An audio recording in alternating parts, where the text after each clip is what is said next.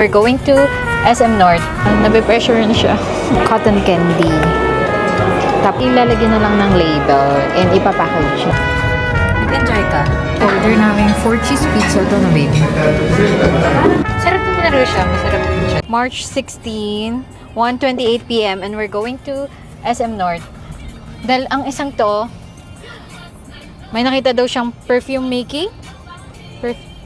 Dahil nakita niya yung medyo lately nagiging obsessed ako sa perfume. Kaya dadalhin niya daw ako maggagawa ng pabango. Ayaw niya ako bilan ng pabango ngayon. Kaya gagawa na lang niya ako ng pabango. Medyo traffic na. At buti may dala kami sa sasakyan. Kung hindi, hulas na kami pagdating doon. Baka bugnot na ako pagdating doon. And then after, kakain kami sa Habanero.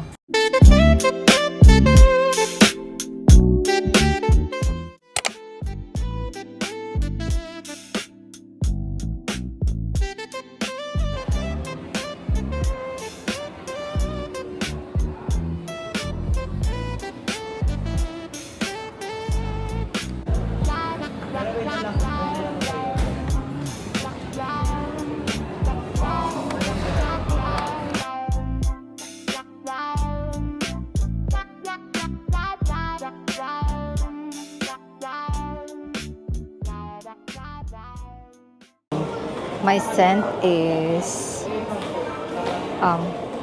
wait. Ano ba yung una? Citrus. Ito yung magiging top smell ng perfume. Bergamot, citrus, and then next one is the middle perfume, which is melon, fruity, and then the bottom perfume is cotton candy. Tapos 1 drop each yung kinuha ko. Nung pinagsama-sama ko siyang amuyin, is mabango siya. Actually, more on na, these days kasi parang nagugustuhan ko yung parang more on sweet smell. So, I like it. Ito si Tim, pumipili pa siya. Nabe-pressure na siya. Pero so far, ito yung napili ni Tim. Spicy, pink pepper, Posidonia, and olive blossom leather.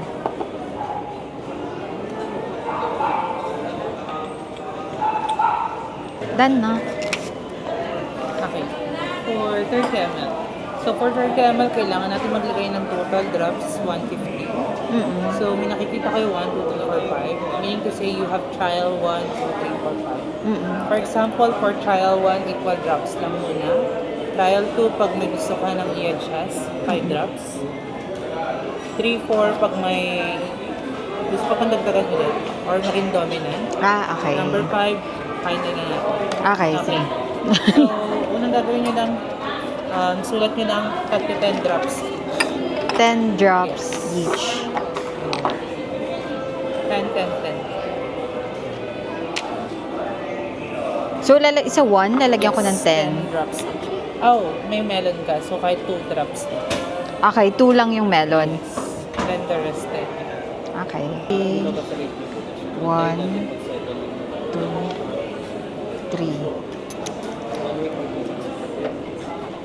4, 5, 6, 7. And after that, mix mo siya using this chopstick.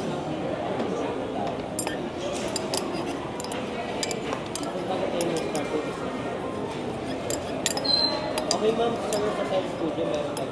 Okay. Sa fragrance room po natin meron tayo. Okay, done. Okay, so after that, kuha ka ng strips, fold mo lang, then dip mo siya, then sulat mo lang number 1. Okay. Anting oil lang po nito. Ayan. Push. Tapos lagay ko lang 1. So that is your child. Perfect na yun. Gusto ko na yung smell niya. Yes. You wanna explore pa ba or okay ka na talaga? O parang okay na siya sa akin. Alright. So, gawin natin siya as parfum. Pag gumawa na tayo mamaya, dito tayo matapos. ka indecisive ba? Hindi. Bilis mo makita. Swerte naman isa. Oo, swerte yung mga ganun na lang. May mga...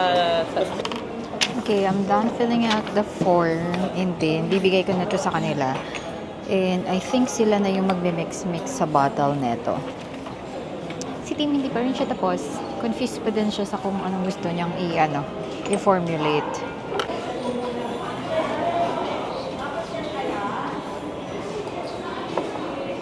I'm done with mine. Siya, mamimili pa rin siya.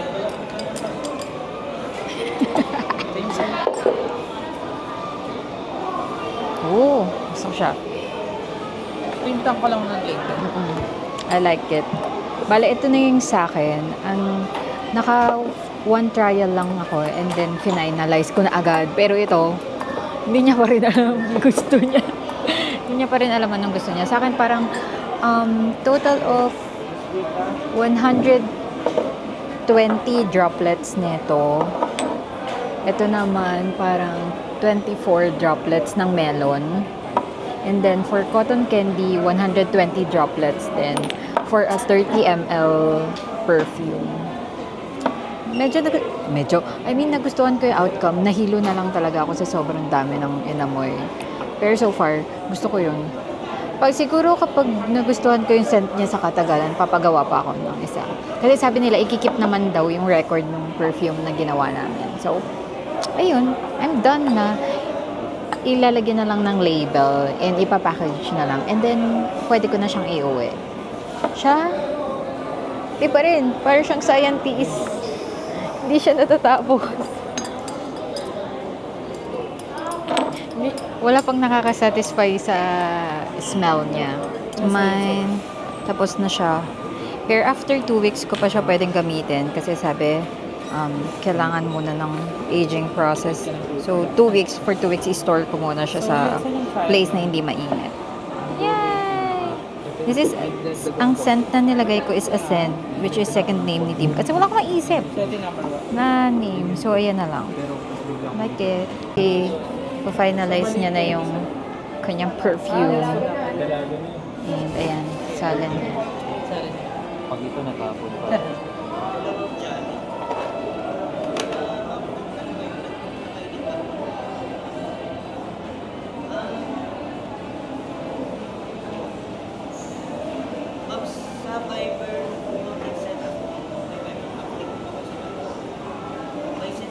Tapos na kami sa aming perfume agenda and now we're going to eat dinner. Kasi 5:41 na. Medyo nagtagal din kami dun sa perfume kasi yung isa dito indecisive. Pero nag-enjoy kami. Nagustuhan ko yung ganong activity. Kakain na kami. Pupunta kami ng Habanero Kitchen around Tomas Morato yun. Doon kami nakain. And then after nun, uwi na kami. And may pasok pa tomorrow. Nag-enjoy ka Yes naman. sa perfume na Medyo masakit nga lang sa ulo. Tapos, gaya-gaya naman tong isa. Sabi kasi, pangalanan daw yung perfume na napili namin. So ako, ang pinili ko na lang pangalan niya, second name niya, kasi magandang ipangalan. Ascend. Yung isa, gumaya na nga lang, parang di ba pinag-isipan. Pinangalan ko doon sa scent ko, Ascend. Yung sa kanya, ang pangalan, TNE. Anong pangalan yan? Anong pangalan na scent yan? Di mo lang pinag-isipan. Pero, syempre na pressure niya. Pressure na yata siya kasi uwi na din kami. Dahil kakain pa nga kami. Gutom na kami. Wala pa kaming kain. Unless nakain namin kaninang 10 a.m. pa and 5:41 na ngayon. So, yun. Pero, so far naman, sabi after 2 weeks daw namin gamitin, kailangan muna mag-age nung para mawala yung alcohol scent niya before namin gamitin. So, ayun. Sana hindi siya magbago yung scent niya. Thank you, baby. Nag-enjoy ako doon. It's at 10/10 yung activity na yun. Nandito kami ngayon sa Habanero. Mga ilang minutes tayo naghintay? 30 na. More than 30? Mga 30 to 40 minutes kami naghintay. Tapos, nandito na kami sa loob and gutom na talaga kami. Last meal naming dalawa, as in kaming dalawa talaga, last meal namin kaninang alas 10 pa. And it's currently 7:22 PM na. Yung gutom namin, grabe na talaga. Tapos sabi, nakapag-order naman na kami, pero sabi mga 25 to 30 minutes pa yung dating ng food. Medyo tumitibok na yung ulo namin dalawa. Kasi 'di ba nag-amoy kami ng pabango kanina, tapos wala pa kaming kain. Actually, dapat kanina alis na nga kami dito kasi pang 6 kami sa pila. Pero tiniis na lang namin. Sana worth it yung pagkain. Excited ka na kumain? Gutom na ako. Yun lang. Mamaya na wala kami energy dalawa. Bye! Lowbat na kami. Bye-bye. Okay, our food is here. Oyster sisig and lechon belly. 1 kilo ulit. Lechon belly. Kakain na kami dahil gutom na kami.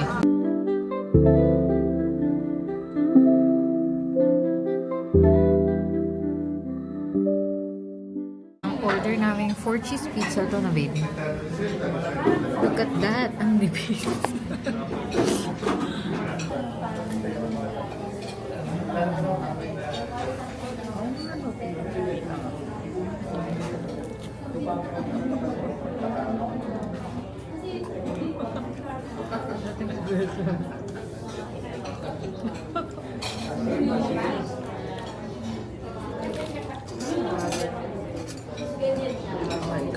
Bigyan natin ng chance. Pag may pakulo sila.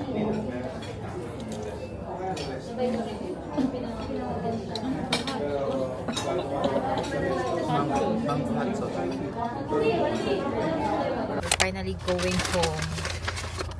Tapos na kami kumain sa habanero. And, okay lang. Parang, masarap naman siya. Siguro dahil gutom din kami, kaya masarap siya. Pero kung ano mo, yung sa TikTok, sinasabi, super sarap. Or baka hindi lang namin talaga taste. Medyo smoky yung food. Pero okay naman siya. Yung oyster sisig. Ano masasabi mo sa oyster sisig? Dahil ikaw mostly kumain. Dahil di ko gusto yung lansa. Masarap siya pagka mainit. Pag mainit. Pag hindi na. Pag hindi na. Sakto lang. Ayun na. Pero yung yung lechon ba? Yung lechon belly. You like it? Okay naman siya. Pero mas masarap siya kumpara mo sa ibang lechon. Ako yung lechon belly. Sarap naman talaga siya. Masarap din siya. Tapos, ang dami ng serving. Pero, dapat lang kasi 1 to siya. 1 to yung, may na-take out pa kami. Kasi, may na naman ako kumain. Tapos, busog na din si Tim. Pero yung pizza, hindi ko na-gets ano yung hype sa kanya. Pero, para lang siyang, hindi ko alam kung pita bread ba talaga siya. Na may cheese. Tapos mango hot sauce po yun. Okay naman siya. Pero for me, hindi siya something na babalikan ko. Good to try. Pero hindi lang siya for me. Pero masarap naman siya. Are you tired? Pauwi na kami. Tapos pag hatid niya lang ako sa bahay, after nun, uwi na siya sa kanila. So, siya yung pinakapagod kasi galing pa siya sa work kanina. Tapos, gumala agad kami. Anyway, yun, uwi na kami. Pagod na talaga kami. Gusto mo ba mag-Starbucks? Charis. Natakot sa Starbucks. Sobrang alat naman kinain namin kanina. So, parang kailangan ng sipa, ng pangpatamis.